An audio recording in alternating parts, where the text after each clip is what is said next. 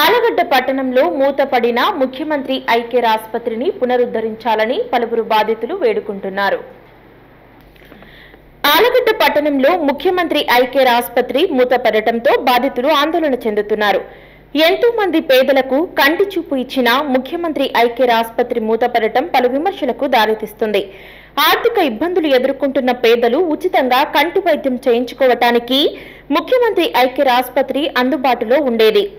ఈ I care centre ను Apollo సిబ్బందికి కాంట్రాక్ట్ కు ఇవ్వటం జరిగింది. ఆ గడువు ఆగస్టు 20వ తేదీ ముగిసింది. దీంతో ఆసుపత్రిని బంద్ చేశారు. కంటి పరీక్ష కోసం వచ్చే బాధితులు ఆందోళన చెందుతున్నారు. ముఖ్యమంత్రి ఐ కేర్ ఆసుపత్రిని పునరుద్ధరించాలని బాధితులు కోరుతున్నారు. మాల మహానాడు నాయకుడు ఆసుపత్రి సూపరింటెండెంట్ సుజాతతో మాట్లాడి సమస్య పరిష్కరించాలని కోరారు.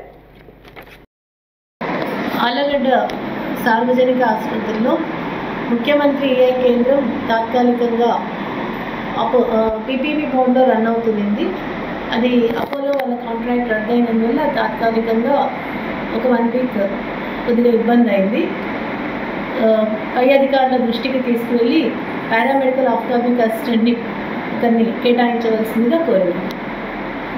ముఖ్యమంత్రి గారి ఈ ఐ కేంద్రం ఆళ్లగడ్డ నగర పంచాయతీ పరిధిలో గవర్నమెంట్ హాస్పిటల్ నందు జరుగుతుంది. దీనివల్ల ఎంతోమంది కంటి చూపు లేని వారైతేనేమి, కంటి చూపులు తక్కువ అయిన వారైతేనేమి, అలాగే కళ్ళల్లో ఏదైనా నలుసు పడినా అవి మంచి ట్రీట్మెంట్ జరుగుతూ ఉండేది. కానీ ఈ మధ్యన దీన్ని ఎందుకో మరి కాంట్రాక్ట్ అయిపోయిందని ఓటి సాకులు చెప్పి దీన్ని క్లోజ్ చేశారు. ఇలా చేయడం వల్ల మాలాంటి అంధులు, వృద్ధులు, అలాగే ఇంకా నిరుపేదలు వీళ్ళందరూ కూడా చాలామంది ఇబ్బంది పడడం జరుగుతూ ఉంది. దీన్ని విజువల్లీ ఛాలెంజ్డ్ ఎంప్లాయీస్ అసోసియేషన్ మరియు విజువల్లీ ఛాలెంజ్డ్ అన్ఎంప్లాయీస్ అసోసియేషన్ తీవ్రంగా ఖండిస్తూ ఉంది.